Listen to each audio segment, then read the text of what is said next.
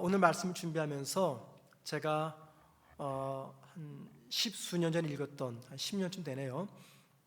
그 유시민 작가가 썼던 책 어떻게 살 것인가 라는 책에 기록되어 있는 한 이야기가 기억에 나서 그 책을 다시 찾아보았습니다. 제 기억이 틀리면 안 되니까.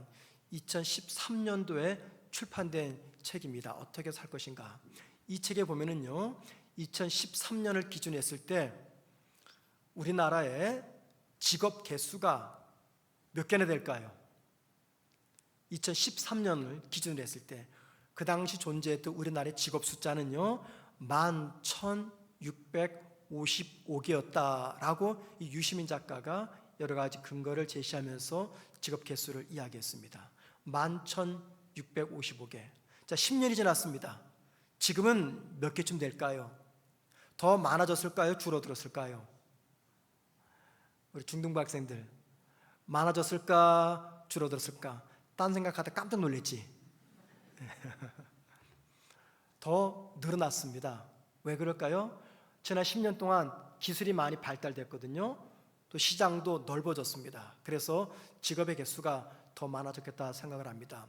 제가 2013년 그 당시 유시민 작가의 책을 보고 다른 자료를 통해서 찾아보니까 전 세계적으로 많게는 직업의 개수가 한 3만 개 된다라고 이야기하더라고요.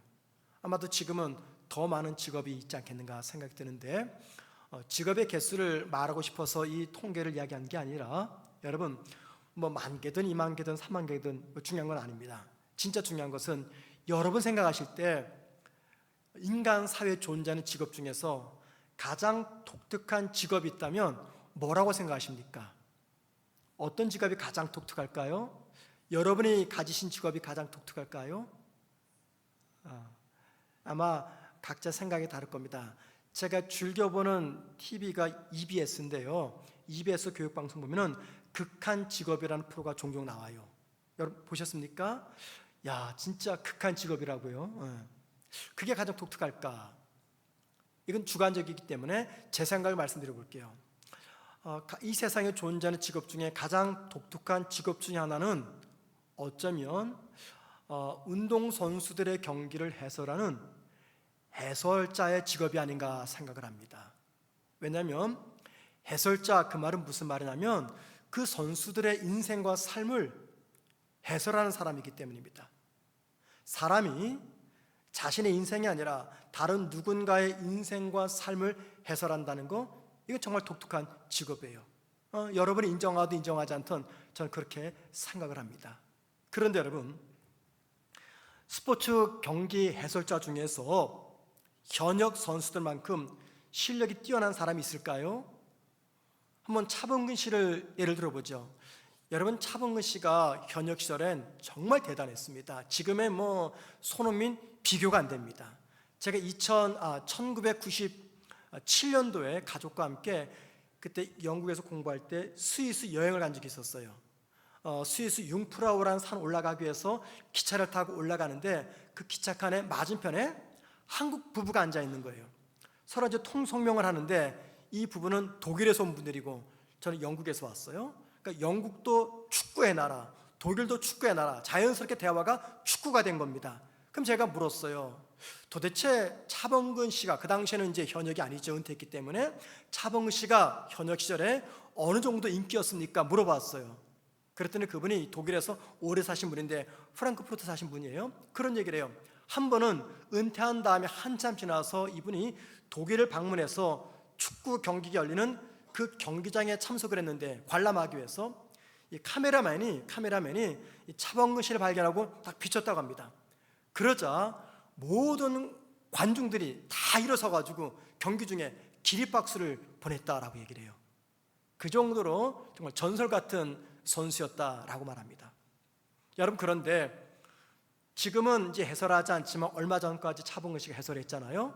차범근 씨가 해설할 때 현역 선수들보다 실력이 뛰어나서 해설했을까요? 그건 아닐 겁니다. 나이도 들고 또 힘도 딸리고 체력도 떨어지고 실력도 사라지고 아마 현역 선수들보다는 실력은 뛰어나지 않을 거예요. 그런데도 현역 선수들의 경기를 해설을 했어요. 만약에 해설자들의 해설대로 현역 선수들이 운동 경기를 한다면 모두가 승리할 겁니다. 그렇죠, 여러분들? 그런데 진짜 중요한 게 뭔지 아십니까? 이 해설하는 해설자들은요, 현역 시절 자기들이 해설한 것만큼 경기를 하지 못했다는 겁니다. 무슨 말이냐면, 내가 운동선수로 뛸 때는요, 나의 연약함, 나의 실수, 약점 모릅니다. 그런데 그 현장에서 멀리 떨어져서 운동 경기하는 선수들을 바라보게 되면요, 그들의 약점이 눈에 들어오고 문제점이 눈에 들어오고, 그래서 해설을 한다는 거죠. 그래서 저는 이 해설자의 직업이 가장 독특한 직업이 아닌가, 이런 생각을 해보게 됩니다. 여러분, 운동 경기 해설자들만 다른 사람의 삶을 해설할까요? 그렇지 않습니다. 저도 여러분도 누군가의 삶에 대해서 우린 해설자가 되려고 합니다. 그죠, 여러분들? 오늘도 해설자의 삶을 살아오셨죠? 여러분의 입에서 다른 누군가의 인생이 거론되었어요. 그 집 자식이 어떻더라? 그 집 남편이 어떻더라? 그 집의 신앙이 어떻더라? 누군가의 삶을 위해서 내가 해설자가 되어서 해설했어요. 네. 그런데 정작 문제는 뭡니까? 나는 해설한 것만큼 살지 못해요. 이게 우리의 현실이죠. 그런데 가만히 생각하니까는 이 사람들의 인생을 해설하는 사람 중에서 가장 많은 해설을 한 사람이 누굴까 생각해 보았더니 목사더라고요. 목사만큼 다른 사람의 인생을 해설을 많이 한 사람은 없는 것 같아요. 저는 늘 여러분의 인생을 해설합니다. 그렇게 해설하다가 문득 제 마음속에 이런 생각이 들 때가 있어요. 니나 잘해 라고 말이죠. 너만 잘하면 돼. 남 인생 해설하지 말고 너만 잘해.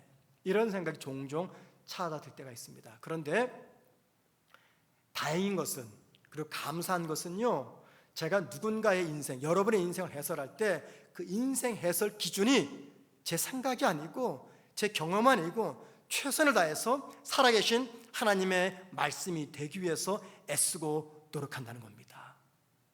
제가 왜 설교 초반에 이런 해설의 이야기를 할까요? 오늘도 저와 여러분은 누군가의 인생을 해설하려고 합니다. 그게 누굽니까? 요셉입니다. 요셉의 인생을 우리가 또 해설하려고 해요. 최대한 객관적으로 말씀에 비추어서 요셉의 인생을 해설하려고 하는데, 어쩌면 우리의 주관이 들어가서 틀릴 수도 있을 겁니다. 그런데 그 틀린 해설을 성령께서 도와주셔서 바른 해설할 수 있도록 이 밤 저와 여러분의 입술과 마음과 생각을 붙잡아 주시기를 간절히 소망해 봅니다. 본문은요, 이런 이야기입니다. 야곱과 그의 가족들이 마침내 애굽이라는 이방 세계에 들어와서 살기를 시작하는 장면이 기록되어 있습니다. 그리고 이 본문, 즉 야곱과 그의 자손들이 낯선 나라 이방인의 땅 애굽에 살아가는 이 이야기는요, 이 세상 속에 살아가는 저와 여러분들이 어떻게 살아야 되는가, 이 거울처럼 우리에게 보여주고 있습니다. 그러니까는 요셉은요, 우리의 거울로서 저와 여러분에게 이 세상을 어떻게 살아가야 되는지 삶의 지혜를 전해준다, 그 말입니다. 자, 창세기 47장 결론 부분인 27절 말씀 보면은요, 야곱 일행은 애굽 땅에 살면서 해가 갈수록 더 번창하는 축복을 누리게 됩니다. 한번 볼까요? 다 같이 있습니다. 시작. 이스라엘 족속이 애굽 고센 땅에 거주하며 거기서 생업을 얻어 생육하고 번성하였더라. 가나안 땅에 살았던 야곱과 그의 자손들이 낯선 나라 애굽 땅에 와서 살아가는데 시간이 지날수록 번창하면서 성공하는 삶을 살았다라고 이야기합니다. 이게 어떻게 가능했을까요? 낯선 나라에서, 낯선 땅에서 해가 거듭될수록 성공적인 삶을 살아갑니다. 이게 어떻게 가능했을까요? 비결이 뭘까요? 첫째는 하나님의 은혜 때문이죠. 하나님의 은혜로 그들이 보호받았기 때문에 날이 지나갈수록, 해가 바뀔수록 번창하는 복을 누리게 됩니다. 그럼 여러분, 사람은 한 것이 아무것도 없습니까? 다 하나님의 은혜며 축복이며 사람은 그냥 누워서 매일 잠만 잤습니까? 놀랐습니까? 아니죠. 중요한 또 하나의 이유가 있습니다. 그것은 요셉과 그의 가족이 애굽 땅의 세상살이에서 성공을 했기 때문입니다. 야곱은 드디어 애굽에서 죽은 줄만 알았던 아들 요셉을 만납니다. 22년 만에 만납니다. 죽은 줄만 알았습니다. 그러니 여러분 한번 상상해 보십시오. 아버지 야곱과 아들 요셉의 상봉하는 장면, 어떤 모습이 떠오르십니까? 울면서 통곡하면서 부둥켜 안고 굉장히 감격했을 거예요. 그런데 반가움과 감동이 식기도 전에 요셉이 가족들에게 한 가지 당부의 말을 전합니다. 막 기뻐하고 막 줄과 갑자기 딱 멈추고 요셉이 그의 형제들에게 한 가지 당부를 해요.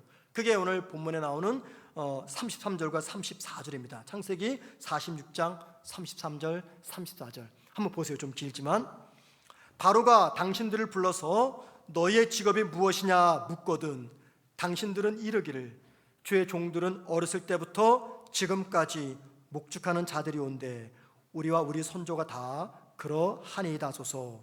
애굽 사람은 다 목축을 가증히 여기나니 당신들이 고센 땅에 살게 되리이다.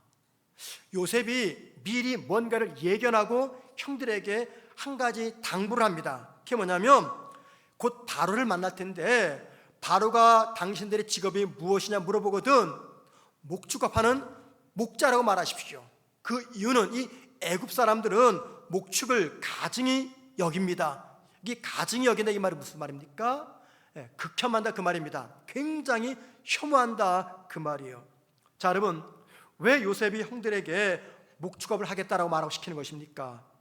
요셉의 말에 의하면요, 애굽 사람들은 이 목축을 굉장히 싫어했기 때문이에요. 근처도 가기 싫어했던 사람들입니다. 여러분, 왜 요셉은요 애굽 사람들이 혐오하는 가증히 여기는 이 목축업을 하겠다라고 바로에게 말하라라고 시키고 있는 것입니까? 여기에는요 깊은 의미가 담겨 있습니다. 형제들이 애굽 사람들이 혐오하는 이 목축업을 고수함으로써 애굽인들과 멀리 떨어져서 살아갈 수가 있기 때문입니다. 가능한 애굽인과 멀리 떨어져 살 수가 있었기 때문에 목축업을 하라라고 말하고 있는 것이죠. 자, 그 결과 어떻습니까? 창세기 47장 13절 이하의 말씀 보면은요, 애굽 사람들은 이 6년, 7년 기근 때문에 어떻게 합니까? 땅을 정부에다가 나라에다 팝니다. 그리고 대신에 곡식을 받습니다. 자, 팔 땅이 없게 되자 어떤 일이 벌어지냐면 자기들의 몸을 노예로 팝니다. 결국 다 바로의 노예가 되죠.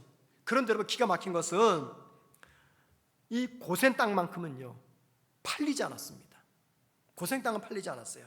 자, 그뿐만입니까? 나중에 보겠지만 출애굽을 할 때 애굽에 10가지 재앙이 내리죠.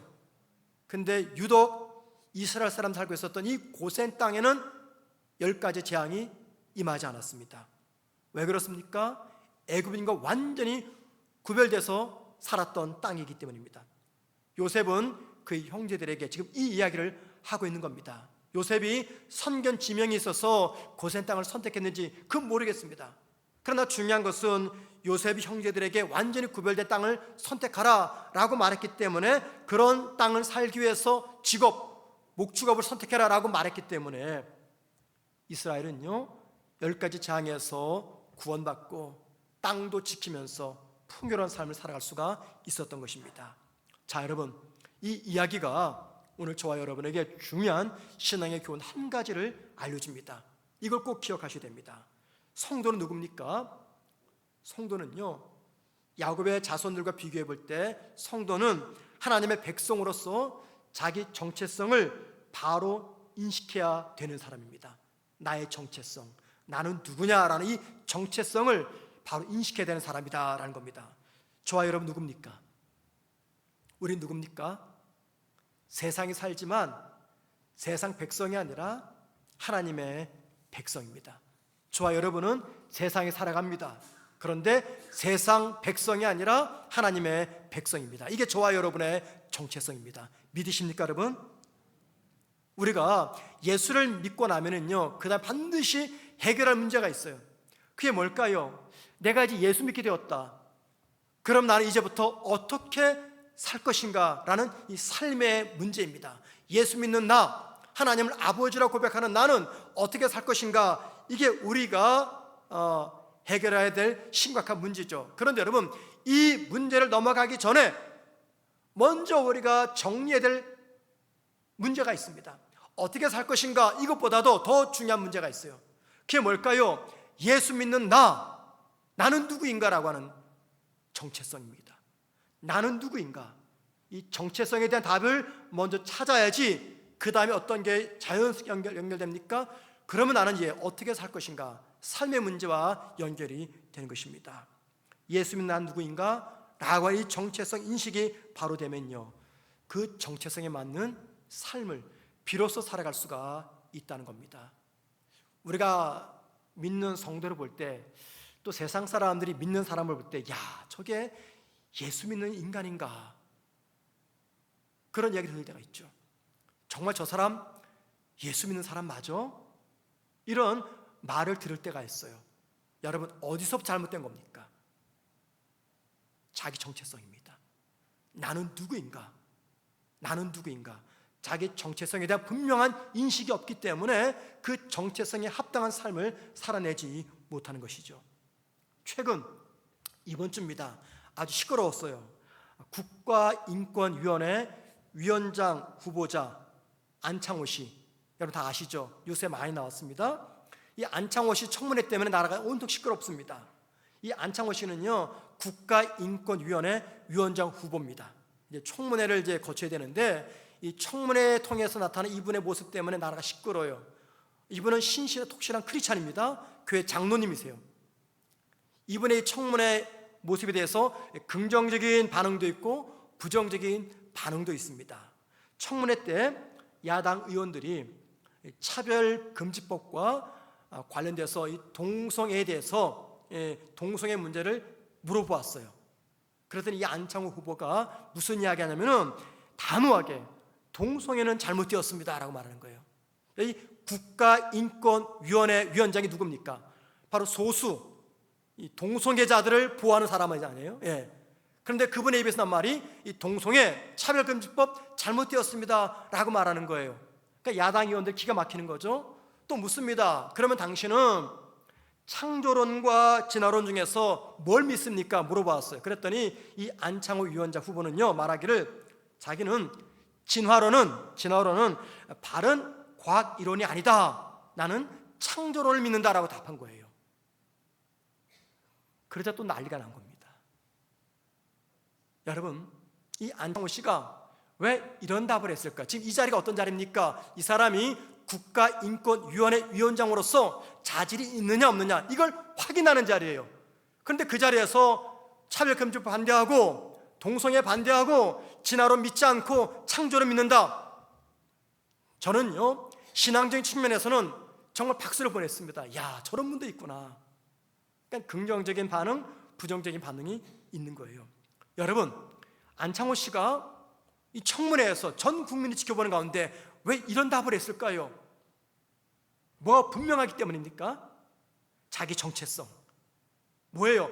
나는 하나님의 백성이다라고 하는, 나는 하나님 나라 사람이다라고 하는 이 분명한 자기 정체성이 있기 때문에 온 국민이 지켜보는 가운데 아주 자신 있게 진화론을 배격하고 창조론을 믿는다라고 고백한 거죠. 여러분, 특별히 여기 우리 중고등부 청년들이 있는데 예수 안 믿는 사람들은요, 시험 중에 컨닝, 부정행위 할 수 있어요. 그런데 예수 믿는 학생들은 해서는 안 됩니다. 예수 믿지 않는 사람들은요, 탈세해도 괜찮을지 몰라요. 하지만 예수 믿는 성도는 그래서는 안 됩니다. 예수 안 믿는 사람들은요, 뇌물 써도 괜찮을지 몰라요. 하지만 예수 믿는 사람들은 그래서는 안 됩니다. 예수 안 믿는 사람들은요, 술 먹고 추태 부릴 수 있습니다. 하지만 예수 믿는 성도들은 그래서는 안 됩니다. 자, 그러면 여러분, 왜 예수 믿는 사람들은 그래서는 안 되는 겁니까? 왜 컨닝해서는 안 되고, 왜 탈세하면 안 되고, 왜 뇌물 주면 안 되고, 왜 술 먹고 추태 부리면 안 되는 겁니까? 왜 그렇습니까? 그 이유는요, 예수 믿는 우리는 다른 종류의 사람이기 때문입니다. 우리는 어떤 사람입니까? 세상에 살지만 세상 백성이 아니라 하나님 백성이기 때문입니다. 이게 저와 여러분의 정체성이에요. 바울 서신을 보면은요, 바울이 편지를 쓰면서 항상 편지 서두에 빠지지 않고 언급한 표현이 있어요. 예를 들면 로마서 1장 7절에 바울이 이렇게 말합니다. 로마에 사는 성도들에게. 또 고린도전서 1장 2절에 이렇게 말합니다. 고린도에 사는 하나님의 백성들에게. 빌립보서 1장 1절 이렇게 말합니다. 빌립보에 사는 성도들에게. 에베소 1장 1절 이렇게 말합니다. 에베소에 사는 성도들에게. 여러분, 바울이 편지를 보내면서 왜 이런 표현을 씁니까? 그것은요, 비록 성도들이 로마, 고린도, 빌립보, 갈라디아, 에베소라는 도시에 살고 있지만 그들은 그 땅 사람이 아니라 하나님의 사람이며 거룩한 성도며 구별된 하나님 나라 사람으로서 세상 사람들과 구별되는 삶을 살아야 하기 때문입니다. 바울은요, 바울 서신 초두에 항상 그 편지를 받는 성도들의 신앙의 정체성을 강조했습니다. 여러분, 교회마다 문제가 있습니다. 성도들의 문제가 있습니다. 기독교에 심각한 문제가 발생합니다. 이 모든 문제들의 시작이 어디서부터 벌어지는 것입니까? 무슨 이유 때문입니까? 모든 신앙인들의 문제, 교회의 문제, 기독교 공동체의 문제는요, 다른 데서 시작하지 않습니다. 성도의 정체성의 위기에서부터 시작됩니다. 목사의 정체성, 성도의 정체성, 교회의 정체성, 기독교의 정체성을 우리가 상실해버릴 때, 그때 교회가 심각한 위기를 만나고 성도가 위기에 놓이게 되는 거죠. 만약에 저와 여러분이 일터에서, 가정에서, 세상 속에서, 학교에서, 사회에서 자신의 정체성이 무엇인지 분명히 알고 살아간다면 세상 사람들과 구별되는 삶을 분명히 살아가게 될 것이에요. 그런데 여러분, 우리의 정체성을 아는 것, 이것보다 더 중요한 것이 있습니다. 그래요, 우리 스스로는 내 정체성을 압니다. 나는 하나님의 백성이다. 이게 우리의 정체성이죠. 잘 알고 있습니다. 그런데 여러분, 이것보다 더 중요한 것이 있어요. 그게 뭘까요? 세상 사람들이 나를 바라볼 때 나를 하나님의 백성으로 인정해 주느냐라는 겁니다. 나는 내 스스로 내 정체성을 잘 가지고 있어요. 나는 누가 뭐래도 하나님의 백성이다. 나는 누가 뭐래도 하늘나라 사람이다 라고 하는 정체성이 있는데, 내 주변 사람들, 우리 가족들이, 직장 동료가, 친구가, 세상 사람들이 나를 하나님의 백성으로 인정해 주느냐라는 겁니다. 이게 더 중요합니다. 이게 더 중요해요. 바로는 요셉이 예상했던 것처럼 야곱과 그의 형제 자녀들에게 그들의 직업이 뭐냐고 묻습니다. 그러자 그들은 요셉이 시킨 대로 자신들은 목축업에 종사했고 이 애굽 땅에서도 계속해서 목축업을 하고 싶다라고 이야기를 합니다. 자, 그러자 바로는요, 그들의 요청을 들어줍니다. 자, 그런데 오늘 본문을 보면 한 가지 이상한 점, 궁금한 점이 하나가 있어요. 그것은요, 바로가 너무 쉽게 이들의 요청을 허락해 준 것이라는 겁니다. 그래? 너희들의 바람이 그래? 그럼 내가 한번 생각해 볼게. 내가 한번 신하들과 회의해 볼게. 내가 검토해 볼게. 말하지 않고 그 즉석에서 허락해 줍니다. 그리고 요셉이 바로에게 먼저 찾아가서 우리 가족들이 가나안 땅에서 애굽에 내려와서 살아도 되겠습니까? 라고 묻기도 전에 바로가 먼저 요셉에게 말합니다. 너희의 아버지와 형제들을 애굽 땅에 살도록 만들어줘라 라고 먼저 허락해 줍니다. 여러분, 바로는요, 요셉이 원하는 것이라면 무엇이든 허락했어요. 아니, 정확히 말하면 바로는요, 요셉의 심중에 어떤 생각을 하고 있는지 정확히 알아서 먼저 손을 내밀고 먼저 도움을 베풀어 주었습니다. 그 이거 무엇입니까? 무엇 때문입니까? 그만큼 요셉은요, 바로와 애굽의 절대적인 인정을 받고 있었기 때문입니다. 절대적인 인정입니다. 꽤 오래전입니다. 10수년 전에 제 선배 목사님이 서울에서 목회를 했어요. 그런데 어느 날 그 교회 장로님들이 이 교회 마당에 세워져 있는 제 선배 목사, 그 교회 담임 목사님 차량에 이 번호판을 떼가 버렸습니다. 그러면 운전할 수 있습니까? 못합니까? 운전 못하잖아요. 왜 번호판을 뗐을까요? 하도 목사님이 싸다녀서 교회 붙어있지 않고 매일 나가는 겁니다. 그러니까 제발 좀 교회 좀 있으라고 번호판을 떼어버렸어요. 그 목사님 어떻게 됐을까요? 결국엔 그 교회에서 사임했습니다. 지금은 이제 다른 데서 목회를 하고 있는데, 제가 이런 생각을 해보았어요. 근무 시간에 제가 사우나를 갔는데 사우나 탕에서 우리 여러분을 만났습니다. 물론 여기서 여러분은 남자입니다. 네. 우리 성도들을 만났어요.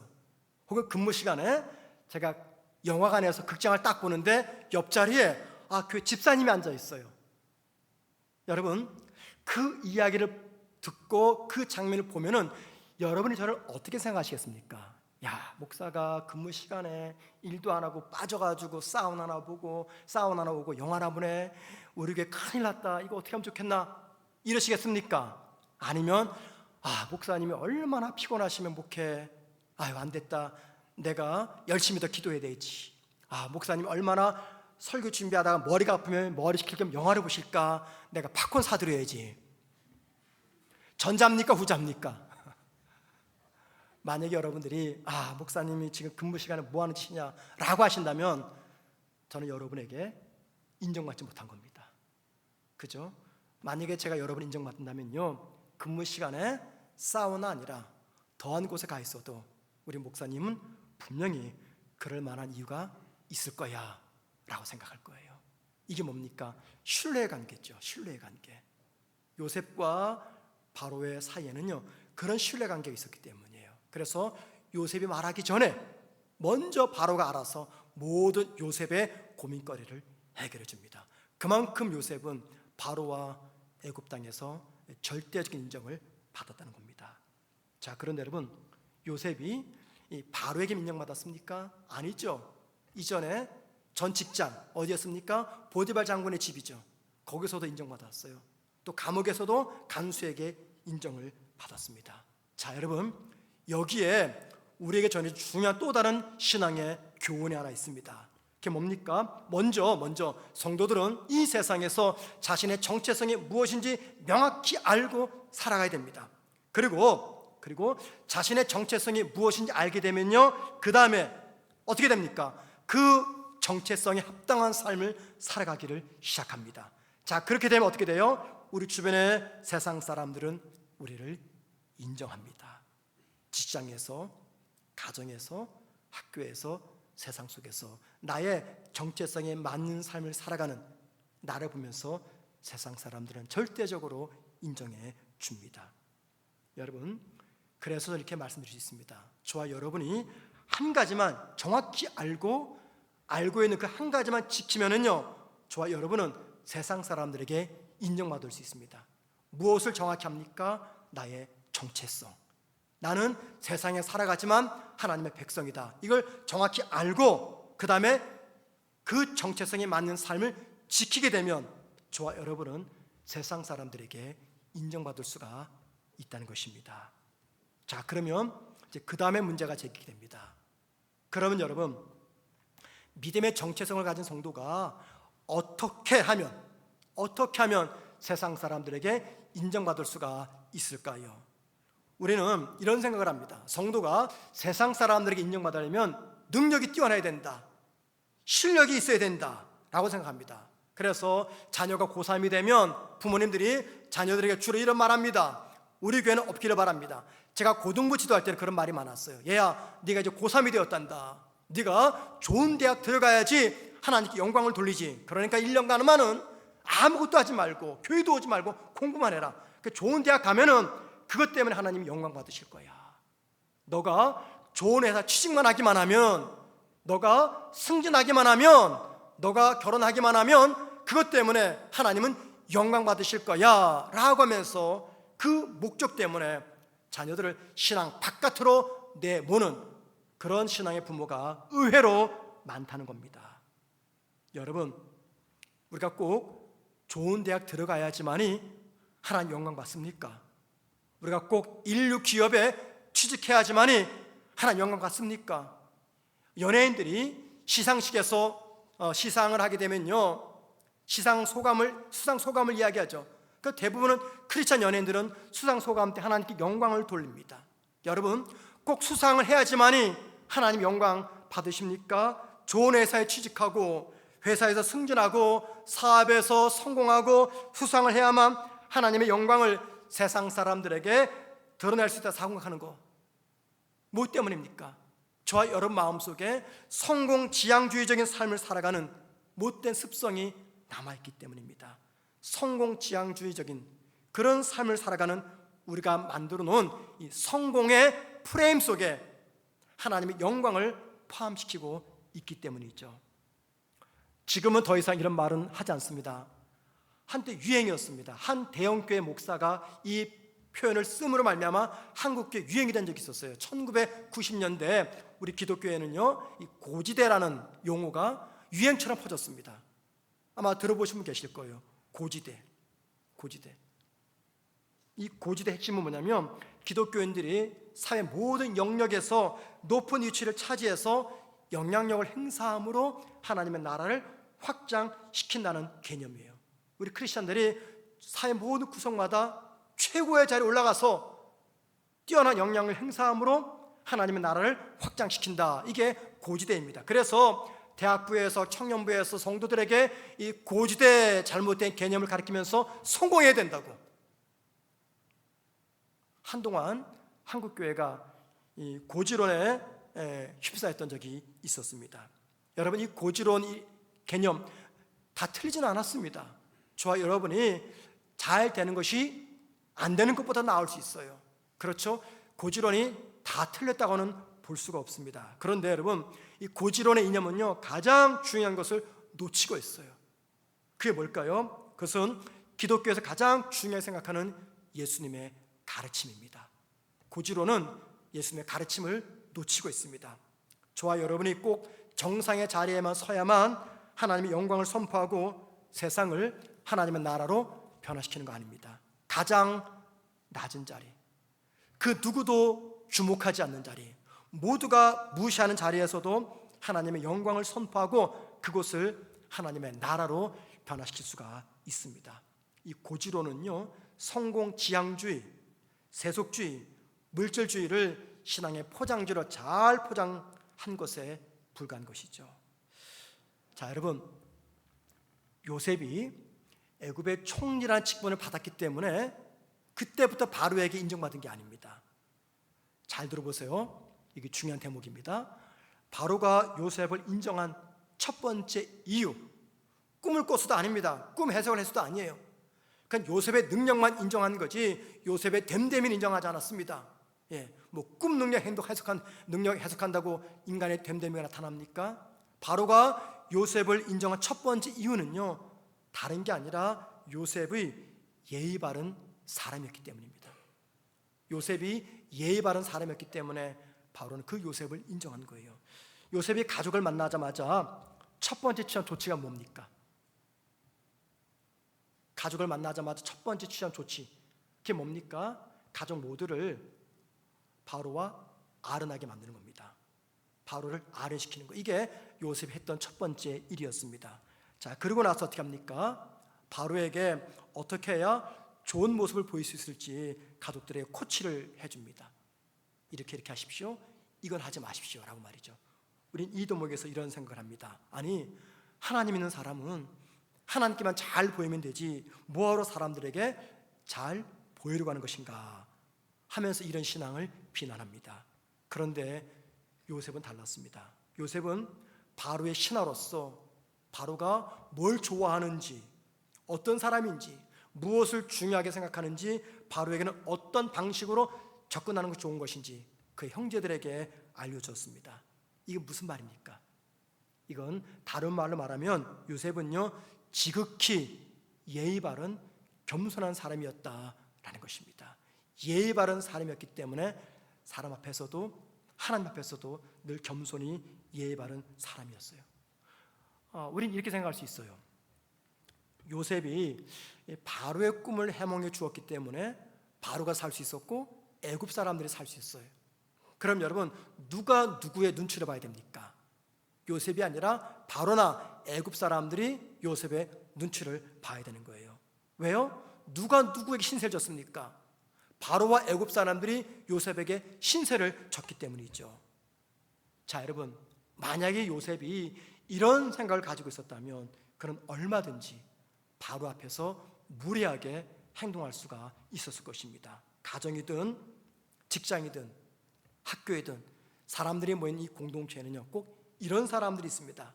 내가 이 직장에서 어떤 일을 했는데, 내가 이 모임에서 얼마나 많은 일을 했는데 하면서 불손한 태도로 사람들을 무시하는 사람들, 내가 얼마나 많은 일을 여기서 했는데 라고 말이죠. 그러면서 자기 스스로가 대장 노릇하려고 합니다. 자신을 대우하지 않고 인정하지 않는 사람을 향해서 적대감을 품습니다. 요셉도 얼마든지 그럴 수 있어요. 왜? 요셉 때문에 애굽이 살잖아요. 바로도 애굽 사람도 요셉에게 신세를 졌습니다. 그래서 요셉은 얼마든지 그럴 수 있었어요. 그런데 요셉은 그러지 않았습니다. 신하로서 지켜야 될 자리를 분명히 지킬 줄 아는 사람이었습니다. 왜 그럴까요? 먼저 그는 자신의 정체성을 알았기 때문입니다. 나는 하나님의 사람이다. 그 정체성을 바로 아니까 그 다음에 사람들이 될 때 요셉은 언제나 예의 바르게 대했던 것이죠. 우리 그리스도인 중에는요, 상식적인 예의조차 없는 사람들이 있어요. 정말 예의가 없습니다. 말할 때도 대화할 때도 예의가 없습니다. 이런 생각이 들어요. 저렇게 무례하고 저렇게 공격적이고 저렇게 오만불손하니까 실패하는 거 아닌가라고 생각될 정도로 그렇게 불손하고 교만한 사람이 있어요. 교회에서조차 저렇게 예의가 없으면 세상에 나가서 오죽하랴, 이런 생각되는 사람들이 의외로 많습니다. 저는 목사다 보니까 많은 사람들을 만납니다. 우리 교회 성도들뿐만 아니라 다른 교회 성도들도 많이 만납니다. 그런데 여러분, 제가 여러분에게 잘 보이려고 이런 말을 하는 게 아니에요. 제가 아부하는 게 아닙니다. 뭐 얻을 게 있다고 아부하겠습니다. 여러분에게 아부하는 게 아닌데 진짜 그렇습니다. 우리 교회는요, 타 교회에 비해서 예의가 바릅니다.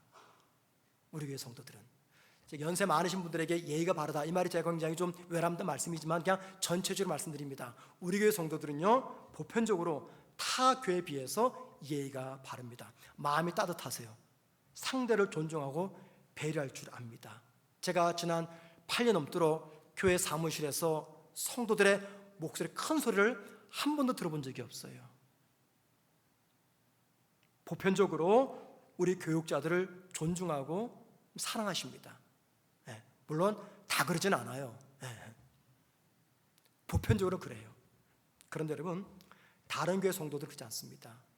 제가 많이 보았습니다. 굉장히 무례합니다. 폭력적입니다. 야비합니다. 매사에 부정적이에요. 제가 한 8년 전인가 우리 노예에 있는 어느 교회 가서 헌신 예배 설교를 했어요. 자, 설교 끝나고 나서 이제 담임 목사님과 장로님과 이렇게 앉아가지고 차를 마셨습니다. 보통 그러거든요. 차를 마시고 있는데 한 5분 10분 지났을까 갑자기 한 장로님이 저를 앞에 두고 이런 말 합니다.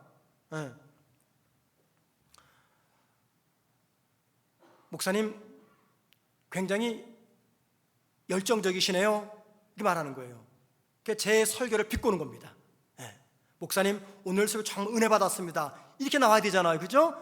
목사님 굉장히 열정적이시네요. 이걸 비꼬는 거죠. 조금 있다가 또 어떤 분이 그런 말이에요. 제가 앉아있는데 자, 이제 우리 당회합시다 라고 하는 거예요. 제가 앉아있는데 우리 당회합시다, 시간 됐습니다. 이게 무슨 말이에요? 너 빨리 가, 그 말이에요. 야, 이렇게 무리할까? 그랬더니 여러분, 그 교회가 지금 난리 났지 않습니까? 난리 났어요. 장로들이 그렇게 무리하고 그렇게 부정적이고 예의가 없는데 그 교회가 은혜가 넘치겠습니까? 난리 났어요, 지금 교회가. 얼마 전에 어느 교회 장로님을 만났습니다. 다른 교회 목사인 제 앞에서 자기 교회 목사님을 굉장히 흉을 보는 거예요. 제가 도무지 참지 못해가지고 장로님 그만하십시오, 한마디 해버렸어요. 그래서 옆에 있었던 다른 목사님이 저한테 전화가 왔어요. 목사님 너무 잘했습니다. 지는 가만히 있고.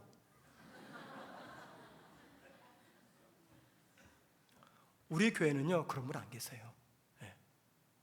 성문교회 성도들이 정말 예의가 바르고 마음이 따뜻하구나 새삼 느꼈습니다. 자, 그런 분을 대할 때 이런 생각이 들어요. 교회소차 이러면 세상에 나가서 오죽하랴라고 말이죠. 예의를 잘 지켜서 복받은 한 목사님에 대한 이야기를 한번 좀 제가 전할까 합니다. 여러분, 제가 인천 제2교회에서 부목사 생활한 거 다 아시죠? 예, 이건영 목사님 은퇴하시고 제 후임이 3년 전에 왔습니다. 제 후배인데 1년 후배입니다. 노원석 목사님이라고 지금 큰 교회 담임 목사가 되었어요. 원래 이분은 목회 관심이 없는 분입니다. 신학교에서 교수하던 분이에요. 교수하던 분 오랫동안에. 근데 이분이 인천 제2교회에서 저와 함께 사역을 했는데 제가 대학원 2학년 때 이분이 그 인천 제2교회 이제 면접을 보러 온 겁니다. 저는 그때 사역하고 있었고 많은 분이 그 당시 초동부 전도사님을 구한 중이었는데 많은 전도사님들이 면접을 보고 왔어요. 근데 나중에 이분이 됐어요. 제가 궁금했습니다. 그래서 행정 선임 목사님에게 물어봤습니다. 목사님, 왜 노원석 전사님이 뽑혔습니까? 물어봤더니 지금은 돌아가신 그 당시 담임 목사님이셨던 이삼성 목사님께서 면접하시면서 딱 하나를 보셨대요. 이 친구는 굉장히 예의 범절이 뛰어나구나.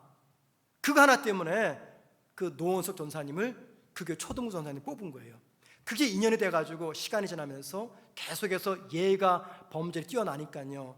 지금의 원로 목사님이신 이건영 목사님이 그분을 신학교에서 불러다가 목회 경험도 없는데 담임 목사를 맡긴 겁니다. 쭉 찾아 들어가면 끝에 뭐가 있냐면 예의가 있습니다. 예의 범절 잘 지켰더니 복을 받은 거예요. 제가 우리 노회에 와서 꼭 가깝게 지내고 싶은 한 목사님이 계십니다. 저분과 정말 가까이 지내고 싶다. 나이도 똑같고요. 그분은 안성 서운면에서 목회를 합니다. 시골 교회죠. 교회도 작아요. 저희 교회보다 작습니다. 시골 교회니까. 근데 제가 그분을 몇 번 만났는데 그분의 인품과 예의 범죄를 보면서 너무너무 호감이 가고 이분이라면 내가 좀 교제하고 싶다. 우리 노회 목사님들 집안마다 뭐 결혼, 뭐 장례, 경주사 때 제가 다 가지는 않습니다. 안 가고 그냥 축금만 보내고 조의금만 보내고 가지는 않습니다. 특별한 경우는 아니면. 근데 이분은요, 아들 얼마 전에 결혼했는데 좀 멀리서 했습니다. 제가 일부러 찾아갔어요. 잘 보이려고. 나 당신과 가깝게 지내고 싶습니다. 그 제 사랑의 마음을 전하고 싶어가지고 부주도 많이 하고 오다가 이 신호 위반으로 딱지까지 됐습니다. 더블로 부주를 했어요. 매력인 거죠. 여러분, 사람의 눈으로 볼 때 예의가 바른 사람들 이렇게 매력적인데 하나님 보시기에 얼마나 귀하시겠습니까? 여러분, 성경은 왜 저와 여러분에게 예의 바른 사람이 되라고 말씀하실까요? 왜 그렇습니까? 우리의 예의 바른 말과 행동을 통해서 세상 사람들이 저와 여러분을 하나님의 자녀로 인정하기 때문입니다. 우리가 어떻게 하면 예의 바른 사람이 되기 위해서 말과 행동을 절제할까요? 다른 거 아닙니다. 나의 정체성이 무엇인가를 인식하셔야 됩니다. 나는 세상에 살지만 세상 사람이 아닌 하나님의 사람이다 라고 하는 이 정체성을 붙잡게 되면 우리 누구를 대하든지 말과 행동을 절제하면서 예의 바른 삶을 살아가게 되고 그로 인해서 세상 사람들은 나를 통해서 하나님을 보게 될 겁니다. 사랑하는 성도 여러분, 내가 힘이 없을 때는요 예의 범절 잘 지킵니다. 하지만 힘이 있을 때는 그 힘을 이용해서 다른 사람들에게 무리하게 행동을 합니다. 그러시면 안 됩니다. 힘이 많으면 많을수록, 영향력이 강하면 강할수록 더 겸손하게 예의 바른 사람이 될 때 그런 저와 여러분을 통해서 하나님의 영광은 이 땅 곳곳에 드러나게 될 겁니다. 그런 삶을 살아가는 저와 여러분 되기를 주의 이름으로 축원해 드립니다.